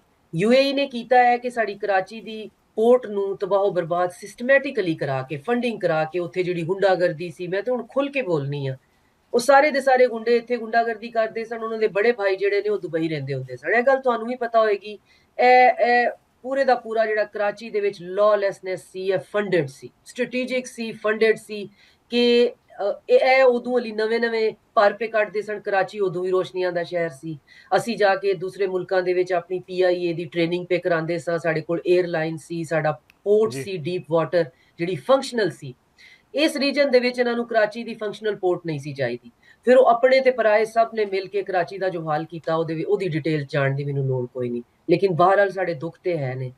ਉਹੀ ਹਾਲ ਜਿਹੜਾ ਵੇ UAE ਨੇ ਜੋ ਕਰਾਚੀ ਦਾ ਕੀਤਾ, ਜਦੋਂ ਸਾਊਦੀ ਅਰੇਬੀਆ ਨੇ ਆਪਣੇ ਆਪ ਨੂੰ ਡਾਈਵਰਸੀਫਾਈ ਕੀਤਾ ਕਿ ਸਾਡਾ ਵੀ ਤੇਲ ਲਿਮਿਟਡ ਹੈ, ਸਾਨੂੰ ਵੀ ਇੱਕ ਪੋਰਟ ਬਣਾਣੀ ਹੈ ਜਿਹੜੀ ਇੰਨੀ ਕਪੈਸਿਟੀ ਦੀ ਹੋਵੇ, ਜਿਹਦੇ ਉੱਤੇ ਅਸੀਂ ਟ੍ਰਾਂਜ਼ਿਟ ਪੋਰਟ ਬਣਾਣੀ ਹੈ। ਕਿਉਂਕਿ ਟ੍ਰਾਂਜ਼ਿਟ 에ਅਰਪੋਰਟ ਤੇ ਟ੍ਰਾਂਜ਼ਿਟ ਪੋਰਟ ਦਾ ਤੁਹਾਨੂੰ ਫਾਇਦਾ ਹੁੰਦਾ ਹੈ, ਉਹ ਤੁਹਾਨੂੰ ਰੈਵਨਿਊ ਜਨਰੇਟ ਕਰਕੇ ਦਿੰਦਾ ਹੈ। ਦੁਬਈ ਇਹਦੇ ਉੱਤੇ ਮੋਨੋਪੋਲੀ ਕਾਇਮ ਕਰ ਚੁੱਕਿਆ ਸੀ। ਜਦੋਂ ਸਾਊਦੀ ਅਰੇਬੀਆ ਨੇ ਇਹ ਮਾਡਲ ਰੈਪਲੀਕੇਟ ਕਰਨ ਦੀ ਕੋਸ਼ਿਸ਼ ਕੀਤੀ ਤੇ ਫਿਰ ਇਹਨਾਂ ਦੇ ਦਰਮਿਆਨ ਬਹੁਤ ਸ਼ਦੀਦ ਰਿਫਟ ਹੋ ਗਈ। ਕਿਉਂਕਿ UAE ਦੇ ਬਾਰੇ 'ਚ ਇਹ ਵੀ ਹੈ ਕਿ UAE ਜਿਹੜਾ ਉਹ ਓਪਨ ਮਾਰਕੀਟ ਦੇ ਵਿੱਚ, ਅਗਰ ਤੁਹਾਨੂੰ ਕਿਤੇ ਕੌਨਫਲਿਕਟ ਵਾਸਤੇ ਨਾਨ ਸਟੇਟ ਐਕਟਰ ਚਾਹੀਦੇ ਨੇ ਤੇ ਉਹਨਾਂ ਦੀ ਓਪਨ ਮਾਰਕੀਟ 'ਚ ਵੀ ਉਹ ਫੰਡਿੰਗ ਕਰਦੇ ਨੇ। ਅਫਰੀਕਾ ਤੋਂ ਲੈ ਕੇ ਯਮਨ ਤੱਕ ਹਰ ਜਗ੍ਹਾ ਦੇ ਵਿੱਚ ਅਗਰ ਕਿਤੇ ਕੋਈ ਬੰਦੇ ਮਰਦੇ ਨੇ ਪਏ, ਕੋਈ ਕਿਸੇ ਕਿਸਮ ਦਾ ਤੁਹਾਨੂੰ ਉੱਥੇ ਕਤਲੇਆਮ ਨਜ਼ਰ ਆਉਂਦਾ, ਤੁਹਾਨੂੰ ਉੱਥੇ UAE ਦੇ ਫੁੱਟਪ੍ਰਿੰਟਸ ਜ਼ਰੂਰ ਨਜ਼ਰ ਆਉਂਦੇ ਨੇ। ਇੰਨੀ ਸਿਨਿਕਲ ਮੈਂਟੈਲਿਟੀ ਇਹਨਾਂ ਦੀ। ਇਹਨਾਂ ਨੇ ਯਮਨ ਦੇ ਵਿੱਚ ਸਾਊਦੀ ਅਰੇਬੀਆ ਦੇ ਨਾਲ ਡਾਇਰੈਕਟ ਪੰਗਾ ਲੈ ਲਿਆ, ਸੁਡਾਨ ਦੇ ਵਿੱਚ ਸਾਊਦੀ ਅਰੇਬੀਆ ਨਾਲ ਡਾਇਰੈਕਟ ਪੰਗਾ ਲੈ ਲਿਆ। ਜਦੋਂ ਇਹਨਾਂ ਦੀ ਆਪਸ ਦੀ ਰਿਫਟ ਸ਼ੁਰੂ ਹੋਈ ਤੇ ਫਿਰ ਇਹਨਾਂ ਨੇ ਇੱਕ ਦੂਜੇ ਨੂੰ ਆਪ ਦੱਸਣਾ ਸ਼ੁਰੂ ਕੀਤਾ। ਉਹਦੇ ਵਿੱਚ ਫਿਰ ਸਾਨੂੰ ਵੇਥ ਲੱਭੀ ਕਿ ਚਲੋ ਠੀਕ ਹੈ, ਤੁਸੀਂ ਇੱਕ ਦੂਜੇ ਨੂੰ ਨੰਗਾ ਤੇ ਕਰਦੇ ਹੀ ਹੋ ਪਏ, ਕਿਉਂਕਿ ਉਹਦੀ ਸਾਊਦੀ ਅਰੇਬੀਆ ਵਿੱਚ ਤੇ ਮਾਰਜਨ ਹੀ ਘੱਟ ਸੀ। ਸਾਊਦੀ ਅਰੇਬੀਆ ਦਾ ਐਥੀਕਲ ਪੁਆਇੰਟ ਉਹਨਾਂ ਨੇ ਹਮੇਸ਼ਾ ਆਪਣਾ ਜ਼ੇਨ 'ਚ ਰੱਖਿਆ ਕਿ ਉਹ ਨਾ ਤੇ ਮਨੀ ਲਾਂਡਰਿੰਗ ਕਰਨ ਦਿੰਦੇ ਨੇ, ਨਾ ਹੀ ਉਹ ਕਿਸੇ ਕ੍ਰਿਮੀਨਲ ਨੂੰ ਆਪਣੇ ਤਰਫ ਜਿਹੜਾ ਆਂਦੇ ਨੇ ਕਿ ਤੁਸੀਂ ਕੁਝ ਵੀ ਆ ਕੇ ਕਰ ਲਵੋ। ਉਹਦੇ ਬਾਅਦ ਫਿਰ ਹੁਣ ਆਪਣੀਆਂ ਇੰਨੀਆਂ ਡੀਪ ਟਾਈਜ਼ ਜਿਹੜੀਆਂ ਨੇ ਉਹ ਤੁਸੀਂ ਅਗਰ ਡਾਰਕ ਸਾਈਡ ਦੇ ਉੱਤੇ ਰੱਖੋ ਤੇ ਤੁਹਾਡੀ ਇਜ਼ਰਾਈਲ ਦੇ ਨਾਲ ਬਣਨੀ ਸੀ, ਫਲਸਤੀਨੀਆਂ ਨਾਲ ਤੇ ਤੁਹਾਡੀ ਬਣ ਨਹੀਂ ਸਕਦੀ। ਉਹਦੀ ਵਜ੍ਹਾ ਇਹ ਕਿ ਫਲਸਤੀਨੀ ਇੱਕ ਸਿਵਲਾਈਜੇਸ਼ਨਲ ਸਟੇਟ ਨੇ, ਤੁਸੀਂ ਇਸ ਗਲਫ ਦੇ ਬੱਦੂ ਹੋ ਤੇ ਯਮਨ ਹੋ ਗਿਆ, ਲਵਾਂਤ ਜਾਂ ਸੀਰੀਆ ਹੋ ਗਿਆ, ਇਹਨਾਂ ਦੀ 10-10 ਹਜ਼ਾਰ ਤੋਂ ਵੀ ਜ਼ਿਆਦਾ ਸਾਲਾਂ ਦੀ ਹਿਸਟਰੀ ਹੈ। ਤੁਸੀਂ ਫਿਰਨ ਵਾਲੇ ਜਿਹੜੇ ਸੋ ਉਹ ਕੈਂਪ ਲਾ ਕੇ ਰਹਿਣ ਵਾਲੇ ਲੋਕ। ਸੋ ਇਹਦੇ 'ਚ ਇਹ ਨਹੀਂ ਕਿ ਕੀ ਸਹੀ ਹੈ, ਕੀ ਬੁਰਾ, ਕੀ ਅੱਛਾ ਹੈ, ਕੀ ਗਲਤ ਹੈ, ਲੇਕਿਨ ਉਹ ਜਿਹੜੀ ਇਹਨਾਂ ਨੇ ਆਪਣੇ ਆਪ ਨੂੰ ਸਫਰ ਕੀਤਾ ਸੀ ਨਾ ਉਸ ਰੇਤ ਵਿੱਚ ਭੁੱਖ ਘਟ ਕੇ, ਜਦੋਂ ਇਹਨਾਂ ਕੋਲ ਦੌਲਤ ਲੱਭੀ ਤੇ ਇਹਨਾਂ ਨੇ ਸਭ ਤੋਂ ਪਹਿਲਾਂ ਜ਼ਲੀਲ ਔਰ ਖੁਆਰ ਕਰਨਾ ਸ਼ੁਰੂ ਕੀਤਾ ਆਪਣੇ ਇਰਦ ਗਿਰਦ ਰਹਿਣ ਵਾਲੇ ਅਰਬ ਸਿਵਲਾਈਜੇਸ਼ਨ ਨੂੰ। ਇਹਨਾਂ ਨੇ ਬਰਬਾਦ ਕੀਤਾ ਮਿਲ ਕੇ ਅਮਰੀਕਾ ਦੇ ਨਾਲ, ਲੀਬੀਆ ਨੂੰ, ਸੀਰੀਆ ਨੂੰ, ਯਮਨ ਨੂੰ। ਫਲਸਤੀਨੀ ਇਹਨਾਂ ਨੂੰ ਇੱਕ ਅੱਖ ਨਹੀਂ ਚੰਗੇ ਲੱਗਦੇ ਕਿ ਫਲਸਤੀਨੀ ਬਹਰਹਾਲ ਇੱਕ ਸਿਵਲਾਈਜੇਸ਼ਨਲ ਸਟੇਟ ਹੈ। ਉਹਨਾਂ ਨੂੰ ਤਬਾਹ ਬਰਬਾਦ ਕਰਨ ਵਾਸਤੇ ਇਹਨਾਂ ਨੇ ਇਜ਼ਰਾਈਲ ਦਾ ਸਾਥ ਦਿੱਤਾ ਤੇ ਹੁਣ ਇਹ ਖੁੱਲ ਕੇ ਸਭ ਦੇ ਸਾਹਮਣੇ ਆ ਗਏ ਨੇ। ਹੁਣ ਮੈਨੂੰ ਤੁਹਾਨੂੰ ਤੇ ਕਿਸੇ ਕਿਸਮ ਦਾ ਕੋਈ ਸੈਂਸਰ ਬਾਰਡ ਹੈ ਹੀ ਨਹੀਂ। ਉਹਨਾਂ ਨੇ ਆਖਿਆ ਜੀ ਕਿ ਅਸੀਂ ਇਜ਼ਰਾਈਲ ਦੇ ਨਾਲ ਹਾਂ, ਬਹਿਰੀਨ ਨੇ ਤੇ UAE ਨੇ, ਤੇ ਬਾਕੀ ਗਲਫ ਜਿਹੜਾ ਉਹ ਕਹਿੰਦਾ ਹੈ ਕਿ ਨਹੀਂ ਜੀ ਅਸੀਂ ਇਬਰਾਹਿਮ ਅਕੋਰਡ ਵੀ ਇਹਨਾਂ ਨੇ ਸਾਈਨ ਕਰ ਲਿਆ। ਹੁਣ OPEC ਕੀ ਹੈ? OPEC ਜਿਹੜਾ ਵੇ, ਜਦੋਂ ਤੇਲ ਦੀਆਂ ਕੰਪਨੀਆਂ, ਜਦੋਂ ਰੌਕਫੈਲਰ ਨੇ ਆਪਣੀ ਇੱਕ ਤੇਲ ਦੀ ਕੰਪਨੀ ਬਣਾਈ, ਉਹ ਜਦੋਂ ਟੁੱਟੀ ਤੇ ਉਹਦੇ ਵਿੱਚੋਂ 7 ਸਿਸਟਰ ਕੰਪਨੀਆਂ ਬਣੀਆਂ, ਜਿਨ੍ਹਾਂ ਵਿੱਚ ਐਕਸਨ ਮੋਬਿਲ, ਸ਼ੈਵਰੋਨ, BP, ਪੈਟਰੋਲੀਅਮ ਤੇ ਬਾਕੀ ਹੈ 7 ਨਾਂ ਨੇ ਜਿਹੜੇ ਯੂਰਪ ਦੇ ਵਿੱਚ ਨੇ, ਅਮਰੀਕਾ ਤੇ ਯੂਰਪ ਵਿੱਚ। ਇਹਨਾਂ ਦੀ ਮੋਨੋਪੋਲੀ ਹੁੰਦੀ ਸੀ, ਜਿੱਥੋਂ ਤੇਲ ਲੱਭਦਾ ਸੀ ਉੱਥੇ 100 ਸਾਲ ਦੀ ਲੀਜ਼ ਲੈਂਦੇ ਸਨ ਤੇ ਜਿਹੜੇ ਡੈਫਰ ਪੇਮੈਂਟਸ ਤੇ ਸਬਸਿਡਾਈਜ਼ ਪੇਮੈਂਟਸ ਉੱਤੇ ਉਹ ਤੇਲ ਜਿਹੜਾ ਲੈ ਜਾਂਦੇ ਸਨ। ਗਲਫ ਦੇ ਕੰਟਰੀਜ਼ ਨੇ ਤੇ ਜਿਹੜੇ ਤੇਲ ਪ੍ਰੋਡਿਊਸ ਕਰਨ ਵਾਲੇ ਕੰਟਰੀਜ਼ ਨੇ, ਉਹਨਾਂ ਨੇ ਇੱਕ ਤਨਜ਼ੀਮ ਬਣਾਈ ਕਿ ਅਸੀਂ ਡਿਸਾਈਡ ਕਰਾਂਗੇ ਕਿ ਅਸੀਂ ਕਿੰਨਾ ਤੇਲ ਕੱਢਣਾ ਹੈ, ਕਿੰਨਾ ਮਾਰਕੀਟ 'ਚ ਵੇਚਣਾ ਹੈ ਤੇ ਕਿਸ ਕੀਮਤ ਤੇ ਵੇਚਣਾ ਹੈ, ਤੇ ਉਹਦੇ ਉੱਤੇ ਅਸੀਂ ਸਾਝੇਦਾਰੀ ਨਾਲ ਕੰਮ ਕਰਾਂਗੇ। ਤੇ ਬੜੇ ਅਰਸੇ ਤੱਕ ਇਹ ਕੰਮ ਚੱਲਦਾ ਰਿਹਾ ਹੈ। ਉਹਦੇ ਵਿੱਚ ਅਮਰੀਕਾ ਨੇ ਆਪਣੀ ਸ਼ਮੂਲੀਅਤ ਇਸ ਤਰ੍ਹਾਂ ਕਰ ਲਈ, ਉਹਨੇ ਆਖਿਆ ਤੁਸੀਂ OPEC ਬਣਾ ਲਓ, ਲੇਕਿਨ ਨਾਲ ਇੱਕ ਇਹ ਸ਼ਰਤ ਵੀ ਰੱਖ ਲਓ ਕਿ ਤੁਸੀਂ ਜਿੰਨਾ ਤੁਸੀਂ ਕੱਢੋ ਦੇ, ਜਿੱਥੇ ਵੇਚੋ ਦੇ, ਇੱਕ ਇਕੱਠੀ ਮੁਤਫਿਕਾ ਕੀਮਤ ਤੇ ਵੇਚੋ ਦੇ, ਲੇਕਿਨ ਡਾਲਰ 'ਚ ਵੇਚੋ ਦੇ। ਤੇ ਬੜੀ ਵਿਨ-ਵਿਨ ਸਿਚੁਏਸ਼ਨ ਰਹੀ। ਸਾਰੇ ਜਿਹੜੇ ਨੇ ਇਹਨਾਂ ਦੀਆਂ ਉਂਗਲੀਆਂ ਜਿਹੜੀਆਂ ਨੇ ਉਹ ਕੜਾਈ 'ਚ ਤੇ ਸੇਲ ਪਤਾ ਨਹੀਂ ਤੇਲ ਦੇ ਡੱਬੇ 'ਚ। ਤੇ ਅਮਰੀਕਾ ਨੇ ਵੀ ਬਹੁਤ ਇਹਦੇ ਤੋਂ ਆਪਣੀ ਕਰੰਸੀ ਨੂੰ ਸਟੇਬਲ ਕੀਤਾ ਤੇ ਗਲਫ ਨੇ ਵੀ ਬੜੀਆਂ ਮੌਜਾਂ ਕੀਤੀਆਂ ਨੇ। बहुत बहुत शुक्रिया डॉक्टर शाजिया अनवर चीमा साहबा मौजूद सन माहिर बैनुल अक़वामी अमूर साढ़े नाल। नाज़रीन एक छोटा जिहा ब्रेक लेने, ब्रेक के बाद वापस आवांगे तो कुछ मजीद मामला ते गल करांगे।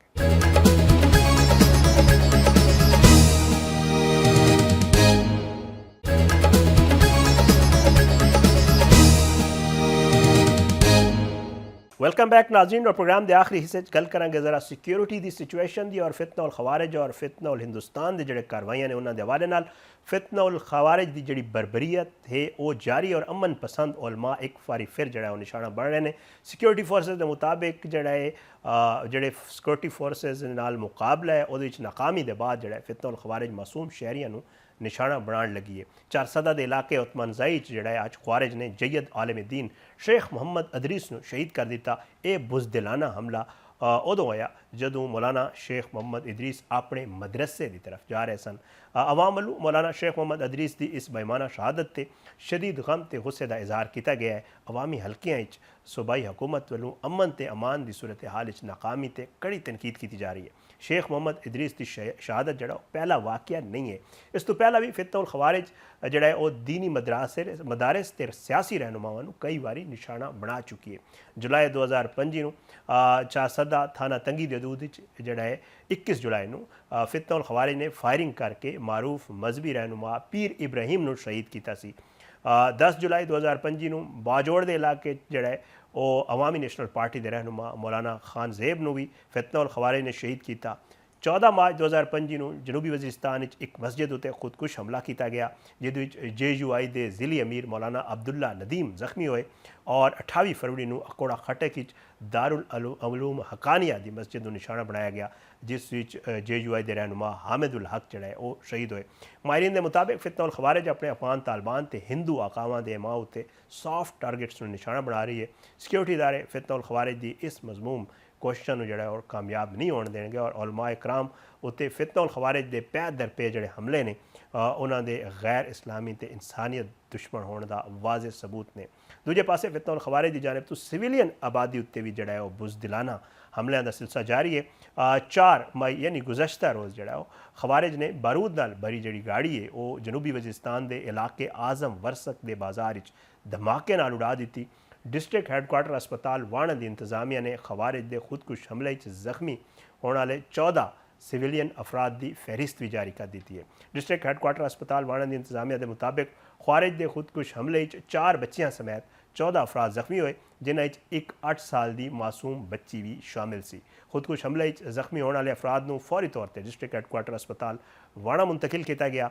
इंतजामिया ने दस्या है कि तमाम अफराद का ताल्लुक जनूबी वजीरिस्तान के इलाके आज़म वरसक तो है और हस्पताल इंतजामिया के मुताबिक इस तो पहला भी खवारिज ने जड़ा है वो जड़ा नोरड़ एक हमले 3 शहरियों शहीद किया तो 11 जख्मी हुए जिन्हें 2 हाफिज़ कुरान बच्चे भी शामिल सन। बनू कैंट उत्ते जड़ा एक हमले 22 शहरी शहीद हुए। टांक बाड़ा तो जोड़े दूजे कबायली इलाका ने उन्होंने भी सिविलियन आबादी को बार बार जोड़ा है निशाना बनाया गया। ख्वारिज ने अपनी रिवायती बुज़दिलाना जी रविश है वो अपनाई हुई है तो खौफ तो दहशत फैलाने लिए निहत्ते शहरियों निशाना बना रहे हैं। ख्वारिज सिक्योरिटी फोर्सेस का सामना करने की हिम्मत नहीं रखते तो बुज़दिली छुपाने लिए मासूम शहरियों जोड़ा है वो निशाना बना रहे हैं उन्होंने जोड़ा है वो खून वाया जा रहा है। बहरहाल अज के प्रोग्राम तो इतना ही। इजाज़त दो, इंशाअल्लाह अगले प्रोग्राम में ज़रूर मुलाकात होएगी। पाकिस्तान जिंदाबाद। अल्लाह हाफिज़।